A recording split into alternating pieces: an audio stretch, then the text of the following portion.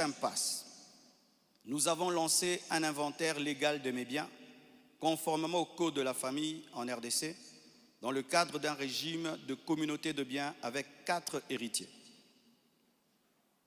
À ce jour, leur part est estimée à moins de 150 000 $, car certains biens que nous avons, certains ont été mis totalement au nom des enfants, et nous, on n'est que des représentants, mais ce n'est pas à nous.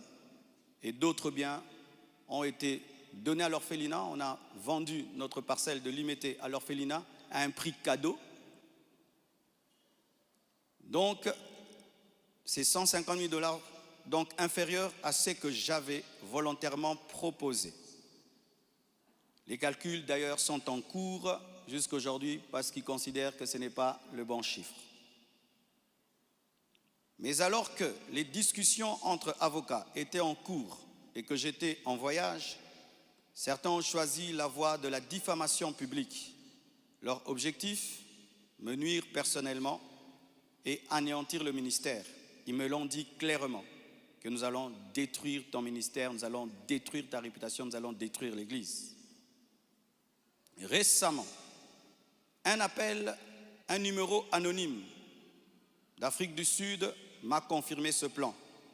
La personne a affirmé détenir plusieurs enregistrements vocaux dans lesquels Blanche était en train de se confier à sa maman. Et un jour, je parlerai de tout ça, mais pas maintenant. J'en parlerai dans 1 mois, 6 mois. Un jour, je parlerai de tout ça. Ces paroles arrachées de leur contexte et de leur timing, me faisant passer pour un mauvais mari, notre couple pour un couple détruit, alors que la plupart d'entre vous ici, vous savez combien nous nous aimions, mais dans chaque couple, il y a des temps, des fois, des petites frictions, comme dans tous vos couples. Et en 18 ans, jamais nous n'avons parlé de divorce, je ne l'ai jamais frappé, je ne l'ai jamais insulté, je ne l'ai jamais tapé. Après 18 ans de mariage, je lui ai redemandé en mariage. Je suis allé prêcher dans l'église de mon fils Olivier, au Botswana.